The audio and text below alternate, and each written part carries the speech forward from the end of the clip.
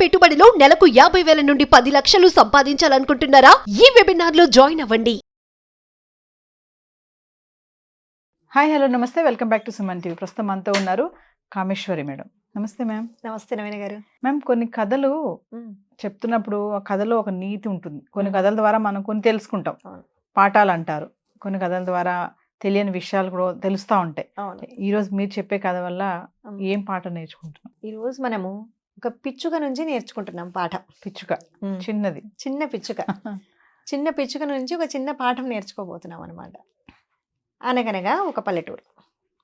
ఆ పల్లెటూరులో ఒక అబ్బాయి, ఎంతోమంది అబ్బాయిలు ఉంటారు కానీ మనకు కథలో ఉన్నవాడు ఒక అబ్బాయి. వాడి పేరు రంగ. ఆ రంగ ఒకరోజు ఊరి రచ్చబండ ఉంటుంది కదా, రచ్చబండ అంటే ఏంటంటే అక్కడ ఒక మెయిన్ ప్లేస్ అనమాట. పల్లెల్లో రచ్చబండ అనేది ఒక మేజర్ ప్లేస్, మీటింగ్ ప్లేస్ లాంటిది ఈ రచ్చబండ అనేది. అక్కడికి అందరూ ఆ ఊర్లో పెద్దలు ఏదైనా ఇన్ఫర్మేషన్ ఉన్నా షేర్ చేసుకోవడానికి, ఏదైనా న్యూస్ ఉన్నా మాట్లాడుకోవడానికి అందరూ అక్కడ చేరుతుంటారు. అలా ఆ అబ్బాయి ఒకరోజు ఆ రచ్చబండ దగ్గరికి వచ్చి ఒక జ్ఞానిని కలుస్తాడు. జ్ఞాని అనే పదం కొత్తగా ఉంది కదా. జ్ఞాని అంటే మేధావి అనమాట. మేధావి ఏంటి, ఒక మనిషిని ఎక్కడైనా ఇప్పుడు ఒక డాక్టర్ ఉంటాడు, ఓకేనా, ఒక ఇంజనీర్ అంటాము, లేదా ఒక టీచర్ అంటాము, ఒక రైతు అంటాము. ఇది ఏం టైటిల్? మేధావి అనేవాడు కూడా ఒక టైటిల్. అంటే అలాగే ఉండేది ఇంతకుముందు పల్లెటూళ్ళల్లో. ఎలా ఉండేది అంటే ఆ ఊర్లో చదువుకునే వాళ్ళు తక్కువ ఉంటారు. చిన్న పల్లెటూళ్ళు కదా, చదువుకునే వాళ్ళు తక్కువ ఉంటారు. ఈ చదువుకునే వాళ్ళు న్యూస్ పేపర్స్ చదువుతూ అంటే వాళ్ళు నాలెడ్జ్ని గెయిన్ చేసుకుంటూ ఉంటారు అనమాట. ఆ గెయిన్ చేసుకుంటూ వాళ్ళకు తెలిసిన ఇన్ఫర్మేషన్ అందరికీ చెప్తుంటారు ఆ పల్లెటూళ్ళలో. అందుకు వాళ్ళు మేధావులు. ఆ జ్ఞాని అనేవాడు ఆయనది కూడా ఒక రోల్ అనమాట, అక్కడ సపరేట్ రోల్. అలా ఆ ఊర్లో ఉన్న ఒక జ్ఞానిని, మేధావిని ఈ అబ్బాయి వచ్చి కలుస్తాడు రంగా. కలిసి ఆయన్ని అడుగుతాడు, సార్ అనో ఏదో ఆయన సంబోధించి, నేను ఈ ఊరు వదిలి వెళ్ళాలనుకుంటున్నాను అంటాడు. ఎందుకు అంటే, నేను కూడా కొద్దో గొప్పో చదువుకున్నాను కానీ నాకు ఈ ఊర్లో చేయడానికి ఏ పని దొరకట్లేదు. దానివల్ల నేను ఏం చేయాలో తెలియక ఉట్టిగా తిరుగుతున్నాను. సంపాదన లేదు, ఏమీ లేదు. ఎలా ఫ్యామిలీని పోషించాలి నేను? కాబట్టి ఈ ఊరు వదిలి వెళ్తే నాకు ఎక్కడైనా అంటే కొంచెం పట్టణానికి వెళ్తే నాకు ఏదైనా దొరకచ్చు, పని దొరకచ్చు, అందుకే వెళ్ళాలనుకుంటున్నాను అంటాడు. ఈయన సరే వెళ్ళు, మంచి ఆలోచనే చేసావులే, చదువుకున్నావు కదా, అందులో చదువుకున్న వాడికి ఇంకా పల్లెటూళ్ళలో ఏముంటాయి, నీకంటూ ప్రత్యేకమైన ఉద్యోగాలు ఇక్కడ ఏమి ఉండవు, కాబట్టి వెళ్ళు నాయన, పట్టణానికి వెళ్ళు, నీకు బాగానే ఉంటుంది అని చెప్తాడు. సరే ఆయనతో మాట్లాడి ఇంకా అంటే ఎవరైనా మనం ఒక నిర్ణయం తీసుకునే ముందు పెద్దవాళ్ళని అడగాలి అంటుంటాం మనం. అలా ఆ ఊర్లో కొంచెం తెలివైన వాడు చదువుకున్న వాడిని సలహా అడిగి ఆయన సలహా మేరకు ఈ అబ్బాయి ఊరు వదిలి బయలుదేరతాడు. పల్లెటూళ్ళు బయలుదేరాలి, కొంత దూరం నడిస్తే కానీ ట్రాన్స్పోర్టేషన్లు కష్టమైన పని.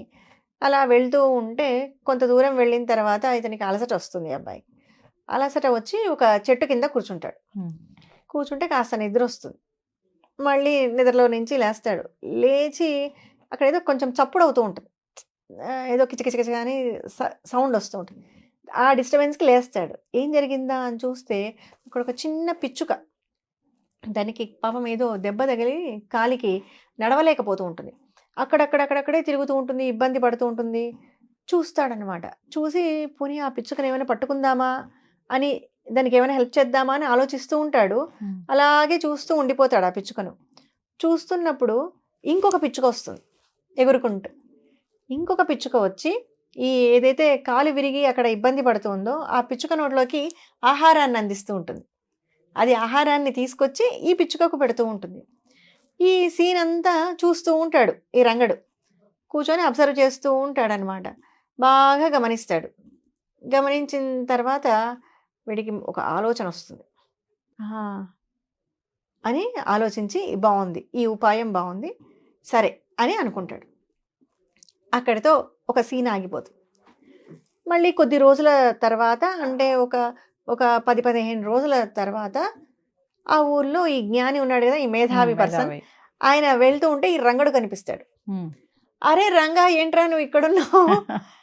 మొన్ననే కదా పట్నం వెళ్తాను, ఉద్యోగం చేసుకుంటా అని చెప్పావు, ఇంతలో ఏమైందిరా నీకు అని అంటాడు. అని అనగానే అప్పుడు ఈ రంగడు ఆ స్టోరీ చెప్తాడు. ఏమని, నేను ఇలా వెళ్తూ నిన్నాను, దారిలో నిద్ర వస్తే కూర్చున్నాను, ఇంట్లో పిచ్చుకల జంట కనపడింది నాకు. ఒక పిచ్చుకకు కాలు విరిగిపోతే ఇంకొక పిచ్చుక వచ్చి దానికి ఆహారాన్ని అందిస్తుండింది. అప్పుడు నాకు ఒక ఆలోచన వచ్చింది అన్నాడు. ఏం ఆలోచన వచ్చింది నీకు అంటే, కాలు విరిగిపోయిన ఒక చిన్న పక్షికే, చిన్న పిచ్చుక అది, దానికే భగవంతుడు ఆహారాన్ని ఏర్పాటు చేశాడు అంటే నాలాంటి వాడికి ఆ భగవంతుడు ఏదో ఒక దారి చూపించకపోతాడా? దీనికోసం నేను ఊరు వదిలి వెళ్ళిపోవాలనా అని మన ఊరికే వెనక్కి వచ్చేసాను.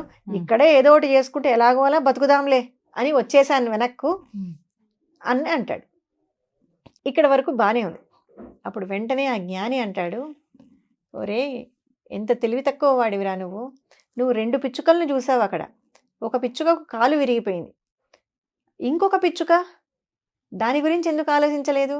అది కష్టపడి సంపాదించి ఆహారాన్ని తీసుకొచ్చి ఇంకొకరిని పోషిస్తోంది. అది నువ్వు ఆ 2వ పిచ్చుకలాగా ఉండాలని ఎందుకు అనుకోలేదు?